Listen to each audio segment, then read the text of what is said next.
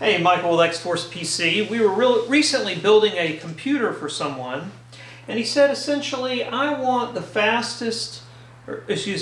the cheapest computer you can build me, or should I say least expensive, that you can build me that will still do a great job at triple display flight simming. And so I built it for him, and he was very happy about it, and came in at a pretty good price point. And his point to me was, you should market this just the way you sold it to me, the least expensive system that I could build that'll do a good job for triple display gaming. So that's exactly what we've done with this system.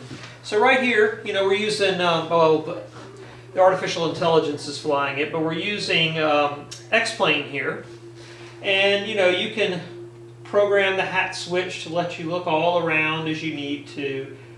You do have a good bit of lateral field of view with these TVs. Now we're using 50-inch TVs here. They don't look that big, I'm sure. A 50-inch TV is big, but I'm a lot closer to you than these TVs are, so they probably don't look that big, but they are 50-inch TVs. And then I can program to raise and lower myself, or zoom in and zoom out inside the cockpit to kind of move myself around. And when you do it this way, you don't necessarily have to have your instruments on a separate display, which we do sometimes.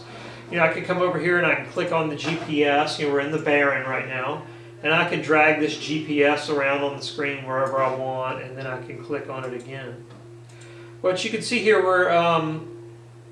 it's doing a great job running X-Plane with really high rendering options. We've got HDR rendering on. With FXAA, we've got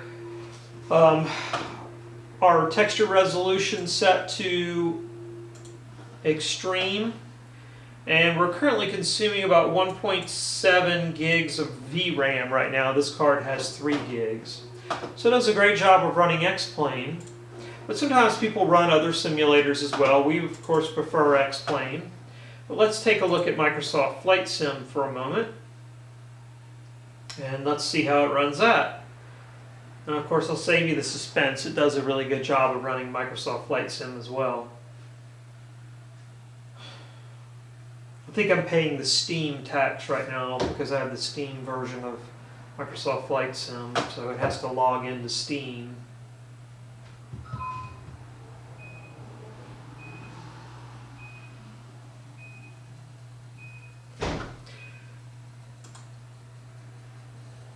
Alright, I have a flight here already loaded.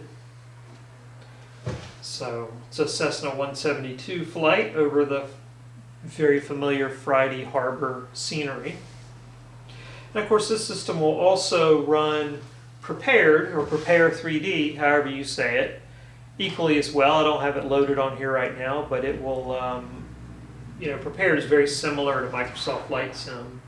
So there we are, we've got our scenery turned up pretty doggone high, and our frame rates are really nice. I don't have those showing on the screen, but I mean it feels like,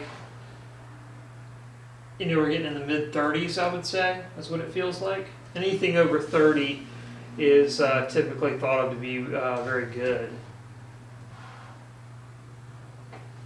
So that's the Cessna 172. We could change our vehicle.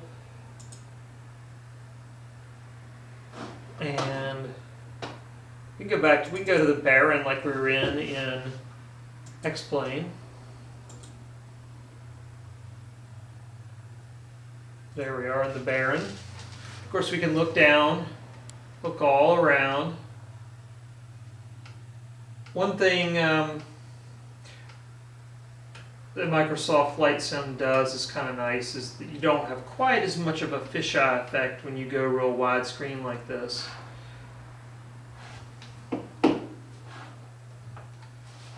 So there you go. There's our triple display capable yet affordable flight sim system. If you got any questions, send me an email, michael@xforcepc.com.